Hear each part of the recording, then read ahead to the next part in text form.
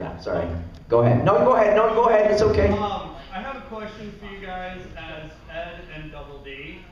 Yes, what would you like? Oh, I'm sorry. Yeah. What? Is this a skill testing question? No. Butter toast! He didn't ask. Sorry, buddy. Ed, he didn't ask the question. Okay. I love chickens. Whoa, sorry, excuse I was me. wondering if you guys would like some jawbreakers. Oh, are they already previously Yeah, if they have already been chewed on, No, they are new and wrapped. I would in still the say, package? okay. Yes, sir, I will take a Yes, a sir. jawbreaker. Come on down, sir. Wow. Let's go.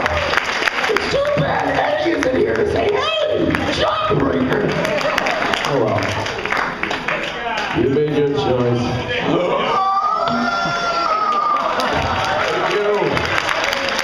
And I think he has a chicken on his head too, Double D. Wow. Wow. Thank you, friend. Wow. It's impressive. How do you get water from this thing? Sorry, your question now. Thanks, man. You've been waiting, sorry. No, it's okay. That's just really hard act to follow. No, you are awesome. I had a question of basically how do you guys see the Brony phenomenon as it were? You know, Right here before you. This is it. Right here. How do you see it? It is as it is. when did you first find out about it, and what did you think about it?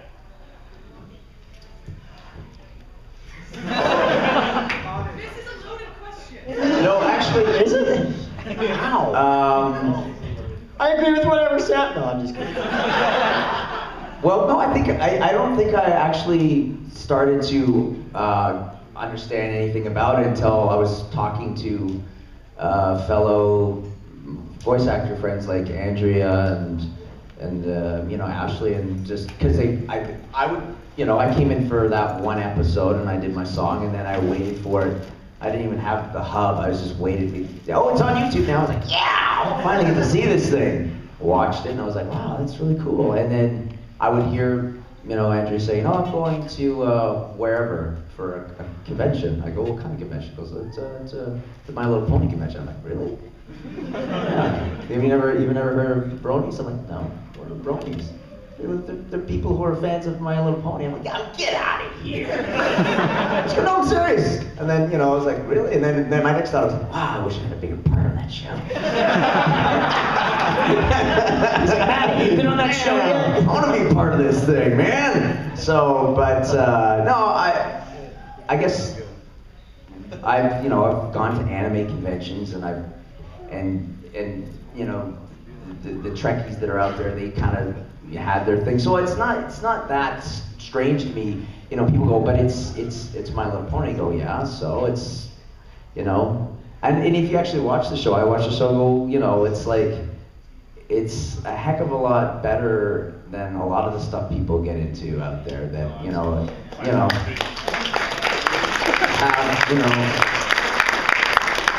The show does have very positive messages, and people, the more I talk to people, the more people tell me how it helped them and healed them. I just go, how can that be a bad thing when it's healing people?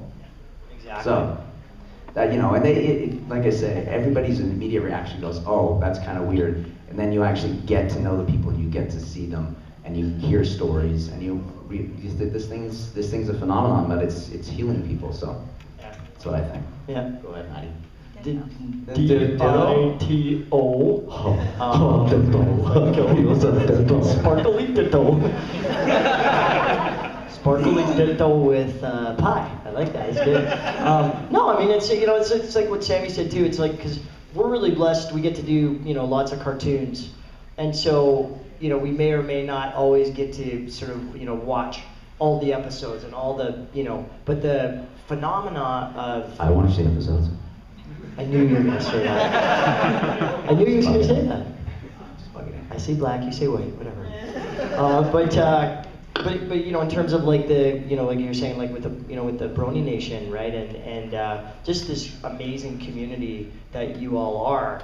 It's I don't know. I just see it's such a positive thing to be part of because of, like, you know, that's why I agree with you. It's like, and I don't usually really agree with anything he says, but you know, because it's such a positive message. I mean, come on, friendship is magic. I mean, when you break that down, we all need to breathe, we all need to drink water, we all need food, we all need love, and we need community, right? And so that's where I think is the special uniqueness of, and maybe we don't see it as so different than some of the other stuff that we've been part of in terms of, because it's still a community, but you're a community of one show in terms of, like, really loving what that stands for, right? So, you know, I don't know, I just feel, you know, honored that my character said one line in one show, in one episode, and, you know, you're like, come on! Come down here and talk pie with us. Yes, I have.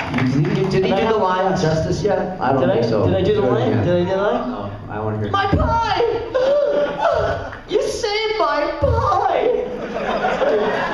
But I have a line in another one, but I can't tell you because I had to sign an ending ABC agreement. That's it. Yeah, ABC agreement. Yeah. They hear that a lot. ABC. Yeah. How about the back row flapping your pen? Hello. Hi. The question for Stuart. What kind of pies do you like? Oh. I love peach pie. I love blueberry pie. I love apple pie. I love boysenberry pie. No apple rhubarb in there, man. Oh no, I was just about to get to that. I was in the B's. Boysenberry. Oh, you're going by alphabetical. I like salmon pie. I love pinky pie. Oh yeah. True enough. You young man with the glasses. Hello, sir. There it is. I know it hurts, doesn't Nice. it? You got your delt work out for the day. Will we ever see Flem again in other seasons? If I gaze into my crystal ball and look, it says NTA. Oh, you know what? I really hope so. I really hope so. I can't say, but I really hope so, because it was a fun episode to do, and I think they're worth another shot at coming back to Stir Up Some Trouble, don't you? Yeah. Why not? I know, I'm all about chaos is magic. Come on. Yeah, I want to say we're not worthy. I like your hat, dude. Thanks. Awesome. I have a question for Sam Vincent. Yes, sir. If I remember correctly, this is your second convention in Texas this year. It is. Yes, Equestria. I just want to know, what's your overall opinion about how Texas is? It's a big state. Everything here is big. Well, I would love to actually have more time here to explore all the different aspects of Texas, because, you know, I was in Houston, I was at a hotel, I would go out going, it is hot! And then I'd go into AC and hang out with you fine folk, and I'd go to my hotel and go, it is hot! But no, actually, I had a really nice, I know it's so boring, but I was like, yeah, we went out for a really nice steak and lobster dinner. That's awesome. And I hung up poolside and enjoyed the rays, and but I have, well, you've been here quite a few times now, right? Yeah. And I have a few other And across friends Texas as well. who have told me great things about Austin too. The music scene and the culture scene here, and so yeah, and then I was just hearing great things about San Antonio too, and I don't know. So yeah, I hope that I can get here more often. But so far, and one thing Matt and I were saying about, I know there's kind of the cliche about Southern hospitality and all, but y'all have here. But it is extraordinary. I find I've been to Arizona, I've been to like New Mexico, and I just find people. So I can talk about the Southwest, and it's actually everybody's just genuinely nice, and it's sincere, and I find that really special. So that's all I'll say about that. Yeah. You, yes. Do you guys have your Oh, sorry, that was an awkward moment. I was. Okay, we'll get to you next. Sorry, I was really pointing at her, but we'll Right in the second row. Right, go ahead, Right, yeah, back to you. Yeah, back to you. Right there. We're on track Yeah, again. it's all right. And go. I actually have 2 questions for you. Sure. Matt, I have a favor that I'd like to ask you. Okay. Stop I talking. really want to make my friend jealous. Would you mind, if I called up my friend, would you mind leaving him a message?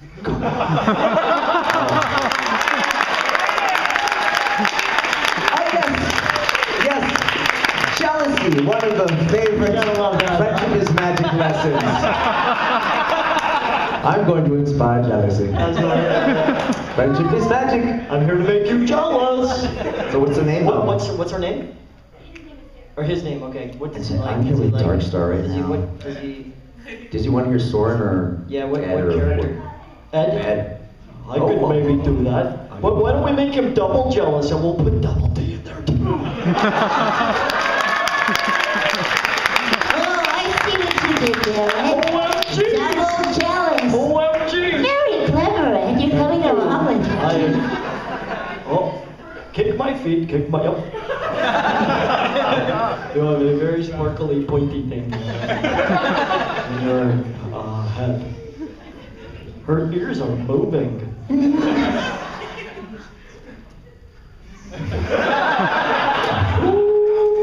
Ed, please don't touch the ears. You're invading my personal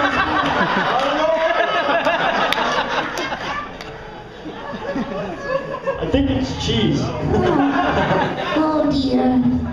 You get no service? You know what? Somebody please help her. We don't Please. promise we'll do this later when we figure it out. Yeah, we'll do be it. around. Definitely, yeah.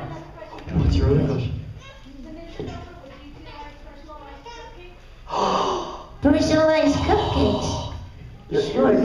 Okay. Did you make them? Wow. Okay. Oh, all right, well. Wow. I have a question for you. Do I have to share that with all these guys too? Okay. Okay, sure. Yeah. Love that. Yeah. No. Thank you. Okay. Thanks. Because you know we yes. Do you guys have your own personal favorite episodes of Ed, Edd n Eddy? Oh. Like, what's Oh, like you have? of all Well, I two that watched you them watch. all, so.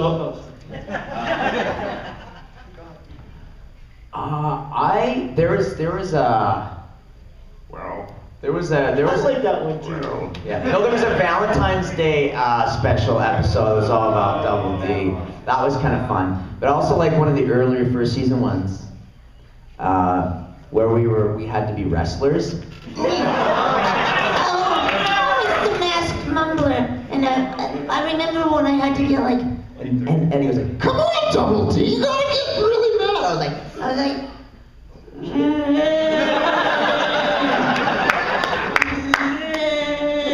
That was me in a rage. I thought that was pretty fun. I remember that. Oh, you were like. I'd have to say, and it's not because it's about me, but you know, the Christmas special for me was just magic, man. Like when I'm just going through putting milk and gravy cakes for Santa, and then I literally beat the crap out of Double D by pulling him through the house and up through the wall. And, That was actually good. I really enjoyed the Yeah. holiday special. Yeah, the holiday special was awesome. The Halloween special was fun, yeah. too. Oh, you did great. No, it was zombies everywhere. Alien space zombies from space and blah blah. Gary, yeah. No, I mean, Ed, it is what it is. It's awesome. It's fun. We could have been 90 and still probably doing it. Yeah. Yeah. But it's probably healthier for Tony because it helped him quit smoking. So Maybe. hopefully. But now he's working. Next question. Two things. Two. For Matt, is your jug filled with gravy? Say. Is your jug filled with gravy? Maybe. This is the thinnest gravy, but it's good. It's like chicken gravy, right? It's like Ed would drink gravy from a dog bowl. yeah, I would actually. Yeah. Oh, I'm a dog. You know what I love doing sometimes is when go be in a public space, right? Say yesterday at the airport, he and I were just talking. And somehow, I think we said something from Ed, and Eddie, like, you know, we've been working on it for so long, and, you know, so we were sitting there in the lounge or whatever, you know, and I was just like, oh, yeah, he's like, oh, butter toast. And you'd see somebody beside you going like, you feel the reaction, right? You know, so you say a couple more things. Well, it's funny, we're coming out of the hotel, that room today, and it was like someone that left their breakfast platter, and there was basically buttered toast left over on them. Oh, buttered toast. It's everywhere. Buttered toast is everywhere. You know, just to see people's reactions, right? It's just, oh man, you know, like the guys at the hotel. I don't know if you passed by his little autograph stall, but he's actually going to be selling signed buttered toast. So. big plushy buttered toast. It's awesome. Oh my goodness. They're super sparkly and squishy. So yes. Yes, go ahead. Do Mom. you remember an episode where in Ed, and Eddie, where Ed was just like constantly angry? Do you remember that? Like, was that? My question is, was that weird? Because Ed is usually like really happy about it. Yeah, exactly. And then all of a sudden he's in this fist of rage. Yeah, I remember being very hoarse when I left that episode recording because I was. Pony puns. Good. I don't think you meant to do that, but you did it. No, I did. I tried to. Yeah, totally. Whatever. Horse. But yeah, no, I do remember that. And yes, I remember leaving a lot of Ed and Eddie sessions, sometimes with a migraine, because my frontal lobe took sometimes it was like literally you would feel it went, I want to just get the line right so we can move on. Because Danny wouldn't let us get a line through that line if we didn't do it the way that he totally heard it in his head. We never had pickups on that show, which I think is genius. The only time You would know. be if Cartoon Network had a problem. Change with something, yeah. Whereas other cartoons will have pages and pages of pickups where, if y'all know, it's like where they realized that the dialogue didn't fit, or it was too long, or it just, you know, they were sloppy on their end. But with Danny Antonucci, holy moly, it was Danny has genius. the meticulousness of Yeah. Double D. Yeah. For real. Yeah. But, Yep. Oh, You all right there? Yes. Oh. Okay. We'll get you next time. Go on ahead. Sorry. Oh.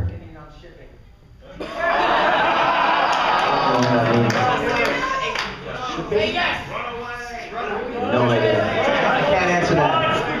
I'll tell you what, I have no idea what you're talking about, but I will answer that to you in private after, because I can't answer that now. Yes, You mean go like ahead. ship a package? Let's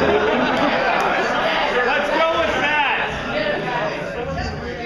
Yeah. Okay, yeah, go ahead, now it's your turn. You both worked on different Gundam series. What it was like working on Gundam. Well, this, yeah.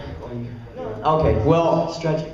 I'm a huge Gundam fanatic. So oh, well, first of all, We're actually doing double up for a cosplay this year. So oh, that's right, well, we'll give you, I can, what's your name? I'm Lorelai. Lorelai. I'll do Atherin's all for you. One day, this war will end, Lorelai. And we shall live in peace. You, myself, and Kira. Atherin. Atherin. When will this madness end? When will we stop fighting and just start loving each other? Not like that, but like that. I like the Shatner thing you're bringing to. That's not bad. Oh, Atherin. Oh, please. Well, yeah, it was funny because Matt and I were working on different shows, and then obviously that show was the English dub of Gundam Seed Destiny, so we would go in separately. But we always joke with each other. It's like, if I have to say your name one more time in this show, I'm going bonkers. It was like Kira, Kira, Kira, Kira, Kira, Kira, Kira, Kira, Kira. It was like all constant. And then for Gundam 00, I was like, oh, I'm playing a guy with a pink cardigan. Okay, I can work with that, I guess. That's cool. That's cool. I can do that. I can rock a pink cardigan and look cool. Yeah, Thierry Meredith for anybody who's going, what is he talking Thank you about? for watching it. Thank you for watching, Thank you. Gundam. Lorelai, you rock. Oh, all right. Okay, this side of the room. Yeah, listen. Hello, buddy. Your professional opinion, who is the best pony? I've already stated numerous times that I like Fluttershy. So. And can I ask you, sir, those are not donkey ears, are they? Okay. No, those are double D ears. Hey, how would you know? Hey. You never see his. That's it. See, you would probably want me to say the same thing, right? That I would like Fluttershy. But I'm not gonna say that because I have my own opinion. Yes. What is your? Oh, is it? No, I thought you were gonna want me to say your opinion, but I was like, I really like Apple Jacks. It's just singular. It's just one Apple Jack. It's not the cereal. I know, but I like Apple Jacks too. I love Apple Jacks. She knows what she wants, man, you know? I think maybe her and Soren should date. I'm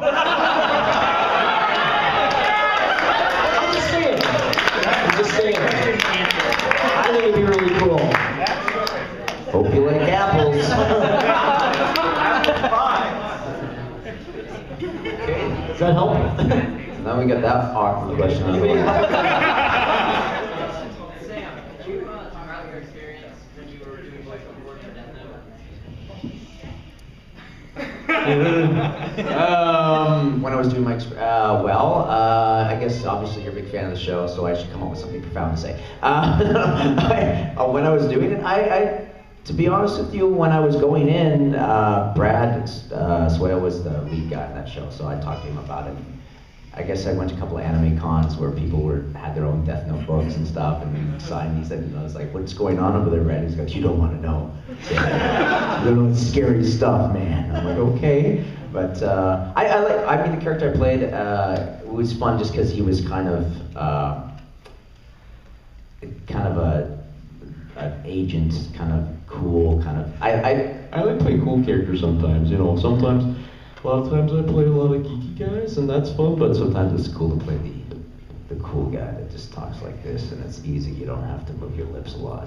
We just talk like this all the time. So anyway, yeah, it's a cool looking show, and I know it's got like a huge following. So it was fun. I always like being part of something that's got a big following. It's fun. It's fun to be part of something that's fun. You happy with that? Yeah. Okay. Good. Next person. Oh yes, there she is. So a lot of different actors have different methods and approaches to acting for their characters. So I was wondering if each of you could tell us about how you approach a character and acting and creating. What's your approach? Whatever. How do you get water? No. Actually, I gotta say, Ed, Edd n Eddy was the only show that I was encouraged not to read the script the night before. Because usually, you break it down, and I have dyslexia. Anybody else have dyslexia here? Sweet. The next. But when I first read a script, it's like Greek theater to me. Like the lines are all squiggly, and so I have to read it long form to just make out what the heck the script's about in that episode, and then I'll break it down, the next day more and more, for what the scenes are and this and that. But at Ed, and Eddy, because they wanted, Ed to be like totally from, way off the different side of the planet. After a few episodes, they just said, dude, don't prepare. Just totally just come in and just bang your head against the wall. So it's great. But but on other shows, just to be able to break it down, because it's like any other form of acting. It's like once you sort of have a good idea about what it is that, let's say in this case, the episode is about for a cartoon, then you can play. Then the magic really happens. It's like, unless you're working with Sam, because he's so professional, and so he reads the script about 2 weeks in advance, right? 15 times, right? I heard. No. 20? No. Oh, No. doesn't read it at all. I just, Matt and I used to punch each other a lot in the studio. It was always like, if he was next to me, it was always kind of like, oh, I'm gonna get you, and then I'd be like, and then he'd be like, oh, there's a lot of that going on. Did you notice how he punches? Do that again. Do that again. Watch this. Watch this. Ow.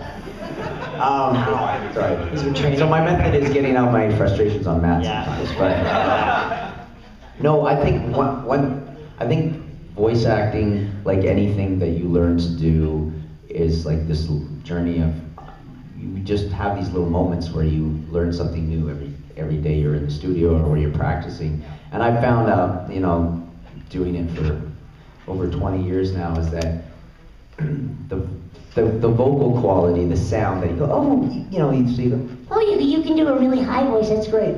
you get less concerned with that and more concerned about humanizing and creating these as people, you know. And you guys who watch My Little Pony and watch a lot of shows, you can distinguish when you hear someone's bringing the humanity of the character into the character, right? And that's what distinguishes good, in general anyway, good acting from, you know, less good acting. And that's, you're really starting to hear that person. And that's why I love Double D so much, is because I felt like he's probably one of the fullest characters that I've done. Is like, he's a full-fleshed person, you know, that you can, and so many people have identified with that person, you know, the guy, Double D, that, I get that guy, you know what I mean? And women and men have said that, and that means that you're doing something right, and Danny did something right when he created the characters. He created full living beings. So that's always the goal, is to try and make these three-dimensional people. And just the fact that they're in a cartoon is, you know, and the voice may sound a little, you know, atypical, it's always focus on the acting. That's always focus on the acting. Yeah, because I think that as viewers, right, and as fans of shows, you can kind of tell when someone's just kind of, you know, reading it in, right? It's like, you know, because it just doesn't come across, or, you know, maybe I guess you know, more we notice that, like if we're in the studio, and, you know, you can sort of tell if somebody's kind of not bringing all those elements, or at least trying Nobody to from Vancouver, man. Nobody from Vancouver. No. Nobody would ever do that. Awesome, man. For sure. You know, but I mean, I know even from myself, if there's been times when I haven't been able to do the preparation that I know I like to do, so that I walk in and feel, you know, confident about my choices and what I'm gonna do. Oh man, it makes it painful. You know, I did that a couple times, and it was just like, oh no, not again. You know, so. But also, you're asking because you do a lot of voice work, and I guess, do you have your own techniques for getting into something? Do you have like a little saying or a phrase that helps you lock into a character? Well, sort of, but I wanted to learn from Yeah. you guys. Yeah, and sometimes that helps too, is that we have a certain phrase or a certain, like for me it was, oh dear, it was like, You know, I'll be sitting there, okay, oh dear, you know, just get me into, you know, Double D's headspace, oh my. Oh, it always. It goes like it totally. That's your tagline. It's a thing that you can go back to every time. If they're like, oh well, yeah, it didn't really sound like it, like, you know, that time you go back to that. It's like, oh dear. You know, mine was like the wall, you know.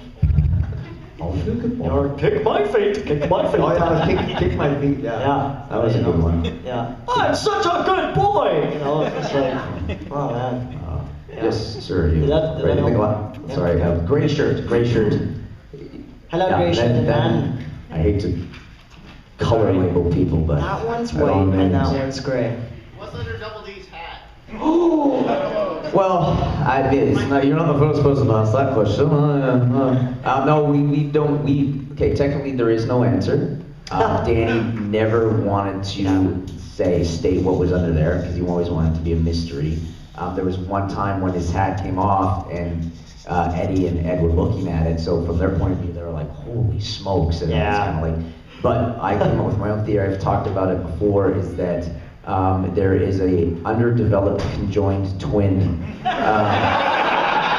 which is, and it was based on a documentary I saw that was, they were talking about conjoined twins and how, you know, the miracle of how genetics works and how, like, basically it was like footage from, I don't know, the 80s or 70s. There was a gentleman in this rural village in China who basically had a mouth on his head. and he had an actual tongue and teeth, and the tongue moved. That was it. That was all that was there. This remnant of a brother that never was. And I thought, man, that's what happened to Double D. And I thought, and his name's Double D. So it's like 2 of them. I'm like, yes, that's it. He's hiding his brother. His older brother. He was born like, because he came out first, right? So I was like, oh, sorry, didn't mean to create that cartoon visual. Sorry.